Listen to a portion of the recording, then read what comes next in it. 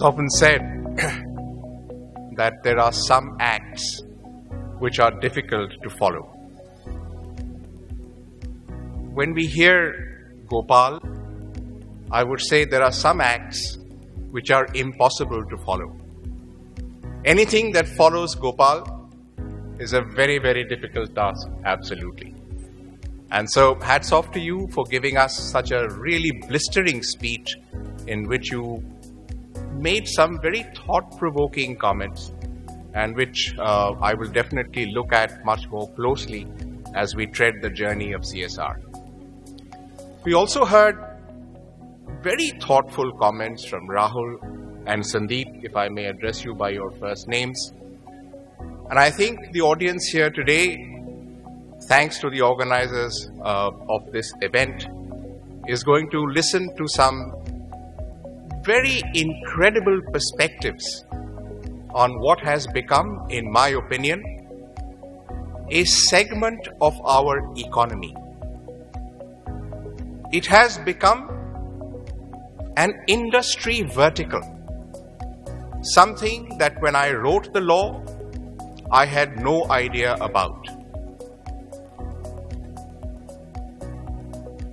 Fast forward backwards and cast your minds back to 2011-12, when we were actually drafting the law. When CSR was an acronym, that was more like, okay, maybe I've heard of it, maybe I haven't, what does it involve? There were companies who were doing it in any case. And many questions arose as to why we should have a legislation on CSR. In fact, the primary objection of corporates was this, that if so many of us are already doing it, it's already in the Indian ethos, then why have a legislation? Today, those very corporates are so happy to espouse the legislation, feel empowered because of that legislation, and to say that we have moved away from which Gopal rightly said, checkbook charity, intermittent feel-good, to what we now know as strategic CSR, which again, in Gopal's words, create value, acquire validation.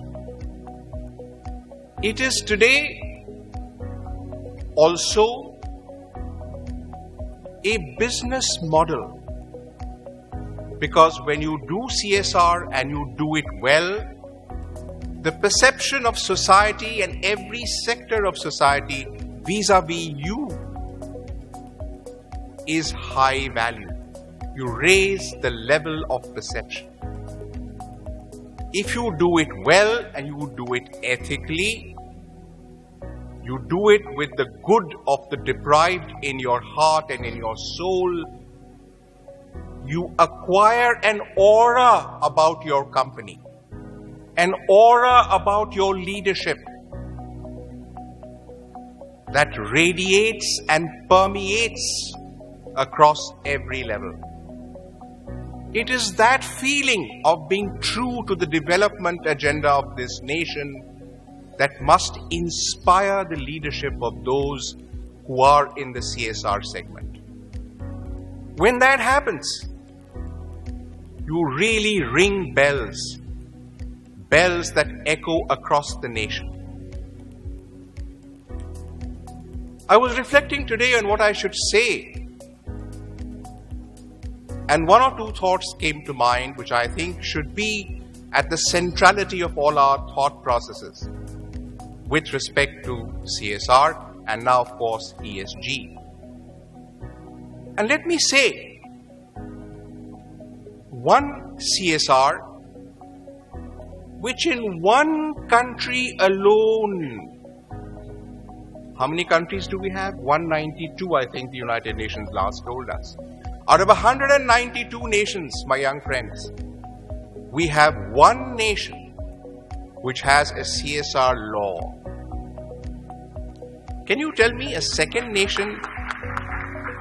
Can any one of you tell me a second nation which has actually passed a law which is virtually the same as India, but reduced the percentage of profit from 2 to 1? You would be hard put to do that. But if I were not in Kathmandu 1 week ago, I would never have known that the Nepal legislature has passed an act which is virtually the same as India in every respect, except that maybe under corporate pressure, they reduced 2% to 1%. So our friendly neighbor has also set the path. So we have CSR as a law in India. Therefore, it is mandatory. What is the second tool that we in India have, which is ESG? Is it mandatory? No. But because the world has adopted it, the United Nations has adopted it, it is pretty much what we also are doing and need to do. And what is of tremendous help is most corporate entities are not getting into setting up a CSR vertical and another parallel ESG vertical. Most corporates are finding it so much full of synergy, so completely bonded to each other, that CSR and ESG are mostly in the same vertical because they fit so seamlessly into each other. So what has India got? An Indian tool made for India in India, and an international tool, ESG.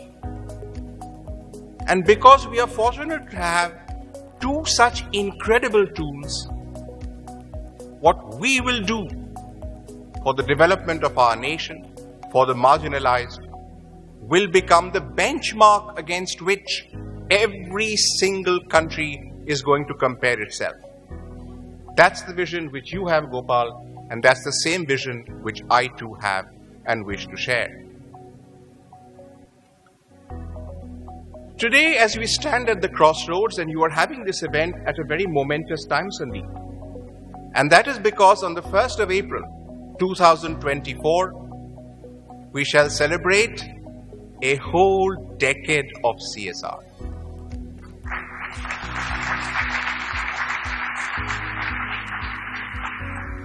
And what warms the cockles of my heart is to see young folk who are starting their careers in CSR. It energizes me every day that I've inspired generations of people to take CSR as a vocation, to make it their passion in life, to invest their lifetimes in doing good for the community,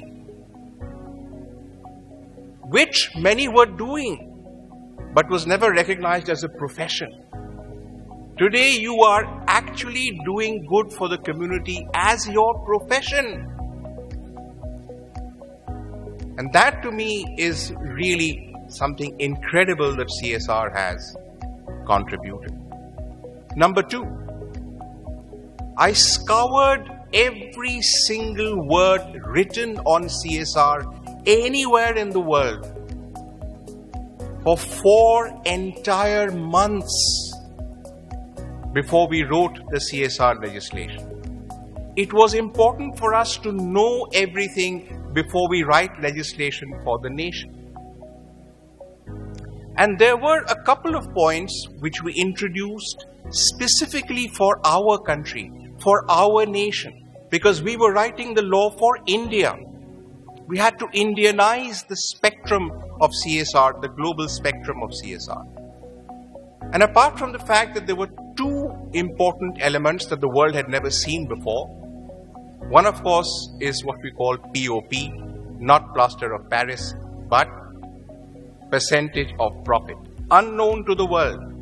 For the first time we delivered in India the 2% law. And second, Never again done. We introduced the fact that actual execution of CSR on the ground, in the field, deep in the communities, deep in the heart of our nation, would be done by civil society, by NGOs. And we looked at CSR as a triangle. Government at the apex, regulatory and facilitating, and at the two ends of the base, corporates, funding, monitoring, evaluating, but at the other end of the base, civil society, staying and working within communities to deliver what CSR is about. To be there where the change is about to happen. And in the triangle, or the triumvirate as I prefer to call it, we have the unique model of CSR in India, never conceived, never thought about. Because we have that, we have so many amongst you who in the civil society sector have made such an incredible name and found empowerment in the law. So vocation, profession, and think about the beneficiaries. How many beneficiaries we have touched in these 10 years. How their lives have changed completely. The instrument of the law has allowed that to happen. So we have beneficiaries, we have professions, we have NGOs and civil society sector.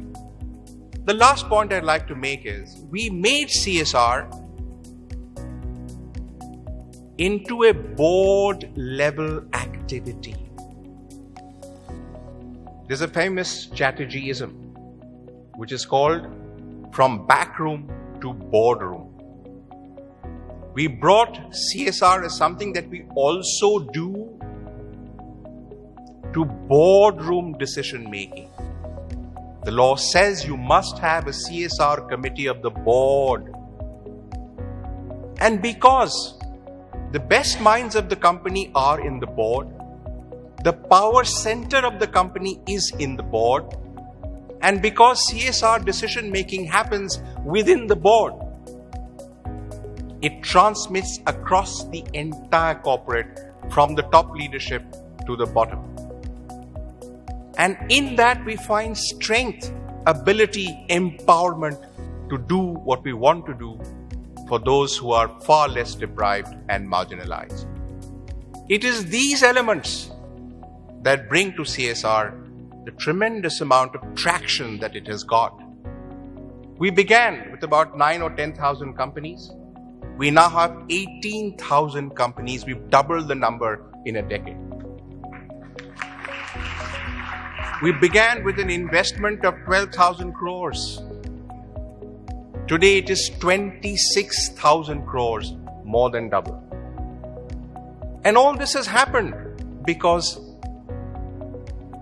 the idea of CSR, once implanted, when we germinated that seed, the tree that it has grown into and blossomed into is something to stand and admire and watch. And I said that that is the contribution that we have made as a nation. So thank you everybody for giving me this opportunity to be here with you today. Thank you to the organizers.